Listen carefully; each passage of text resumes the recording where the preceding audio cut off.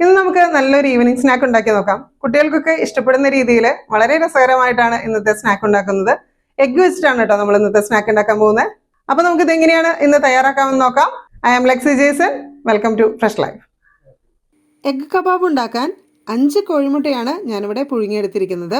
കോഴിമുട്ടയൊക്കെ പുഴുങ്ങി അതിൻ്റെ തൊണ്ട് കളഞ്ഞ് വെച്ചിരിക്കുന്നതാണ് ഈ ബൗളിൽ കാണുന്ന 5 കോഴിമുട്ടയും. ഇനി അടുത്തതാണ് നമ്മുടെ പ്രധാന പണി. പുഴുങ്ങിയ മുട്ടകളിലേക്ക് ഇതുപോലെ ഒരു സ്റ്റിക്ക് അങ്ങ് വെച്ച് കൊടുക്കുകയാണ്. ഐസ്ക്രീമിൻ്റെ സ്റ്റിക്കായാലും മതി കേട്ടോ. കുട്ടികൾക്കൊക്കെ ഒരു അട്രാക്ഷന് വേണ്ടിയിട്ടാണ്. നമുക്കാണെങ്കിൽ ഒരു ചിക്കൻ്റെ ലെഗ് കഴിക്കുന്നൊരു ഫീലും കിട്ടും. ഇനി നമുക്ക് ഈ എഗ്ഗിനെ ഒന്ന് റാപ്പ് ചെയ്തെടുക്കാനുള്ള മിക്സ് റെഡിയാക്കാം. അതിനായിട്ട് 2 പൊട്ടറ്റോ നല്ലതുപോലെ ഒന്ന് വേവിച്ചെടുക്കുന്നുണ്ട്. അങ്ങനെ പുഴുങ്ങി വെച്ചിരിക്കുന്ന പൊട്ടറ്റോ നല്ലതുപോലെ ഒന്ന് സ്മാഷ് ചെയ്തെടുക്കുകയാണ് ഇവിടെ.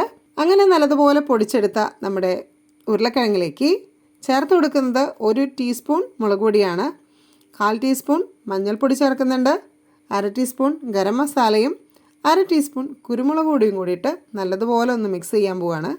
അതിൻ്റെ ഒപ്പം 1 സവാള നല്ലതുപോലെ നൈസായിട്ടൊന്ന് ചോപ്പ് ചെയ്ത് വെച്ചിരിക്കുന്നത് ചേർത്ത് കൊടുക്കാം. 2 ഗ്രീൻ ചില്ലിയും ചേർക്കുന്നുണ്ട്. കൂടെ 1 പിടി മല്ലിയിലയും കൂടി ചേർക്കുന്നുണ്ട് കേട്ടോ. 1/2 ടീസ്പൂൺ ഉപ്പ്, അത് മറക്കണ്ട, അതുകൂടി ചേർത്ത് നമുക്കിതിനെ നല്ലതുപോലെ ഒന്ന് മിക്സ് ചെയ്തെടുക്കാം. ഈ ഒരു മിക്സിലേക്ക് 3-4 ടേബിൾ സ്പൂൺ ബ്രെഡ് ക്രംസ് കൂടി ചേർക്കാം. ഈ ഒരു മിക്സ് നല്ലതുപോലെ ഒന്ന് ടൈറ്റായി കിട്ടുന്നതിന് വേണ്ടിയിട്ടാണ് ഈ ബ്രെഡ് ക്രംസ് ചേർക്കുന്നത്. ഇനി നമുക്ക് ഓരോ കോഴിമുട്ടമേലും ഇതൊന്ന് റാപ്പ് ചെയ്ത് കൊടുക്കണം. അങ്ങനെ റാപ്പ് ചെയ്യുമ്പോൾ നമ്മുടെ കയ്യിൽ ഒട്ടിപ്പിടിക്കാതിരിക്കാനും അതുപോലെ തന്നെ ഒരു നല്ല ഫ്ലേവറിനും വേണ്ടിയിട്ട് കയ്യിൽ അല്പം നെയ്യ് സ്പ്രെഡ് ചെയ്ത് കൊടുക്കാം. ഇനി നമുക്ക് ഈ കാണുന്ന പോലെ ഓരോ കോഴിമുട്ടമേലും ഇതുപോലെ ഈ മിക്സ് ഒന്ന് റാപ്പ് ചെയ്ത് കൊടുക്കണം. എല്ലാത്തിലും റാപ്പ് ചെയ്ത് വെച്ചിട്ടുണ്ട്. നല്ല ഭംഗിയായിട്ട് വെച്ചിരിക്കുകയാണ് നമ്മളിവിടെ. അടുത്ത സ്റ്റെപ്പ് 2 കോഴിമുട്ട നല്ലതുപോലെ ഒന്ന് ബീറ്റ് ചെയ്തെടുക്കാം.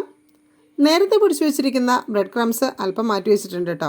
ഇനി നമുക്ക് സെറ്റ് ചെയ്ത് വെച്ചിരിക്കുന്ന ഓരോ എഗ്ഗും എടുത്ത് ഈ എഗ് ബീറ്റിൽ ഒന്ന് നല്ലതുപോലെ സ്പ്രെഡ് ചെയ്തെടുക്കാം.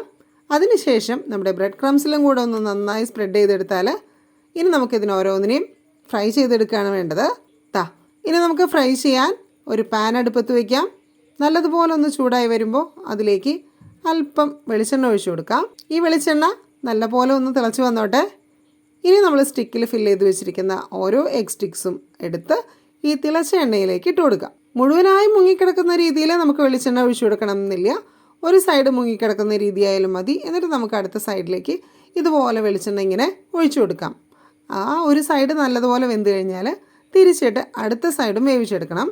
അങ്ങനെ എല്ലാ സൈഡും നല്ലതുപോലെ ഒന്ന് വെന്ത് പൊരിഞ്ഞു വരുമ്പോൾ നമ്മുടെ ഐറ്റം ഇവിടെ റെഡിയായി. ഫൈനൽ ലുക്ക് കാണാൻ ഒരു ചിക്കൻ ലെഗ് ഫ്രൈ ചെയ്ത് വെച്ചിരിക്കുന്ന പോലെ ഉണ്ടല്ലേ. നല്ല ടേസ്റ്റ് ആട്ടോ. എല്ലാവരും ഇതൊന്ന് ട്രൈ ചെയ്ത് നോക്കണം. എന്നിട്ട് നിങ്ങളുടെ വിലയേറിയ അഭിപ്രായങ്ങൾ കമൻറ്റ് ചെയ്യൂ, ലൈക്ക് ചെയ്യൂ. ഈ ചാനൽ ഇതുവരെയും സബ്സ്ക്രൈബ് ചെയ്തിട്ടില്ലെങ്കിൽ ഈ ചാനൽ കൂടി ഒന്ന് സബ്സ്ക്രൈബ് ചെയ്യൂ.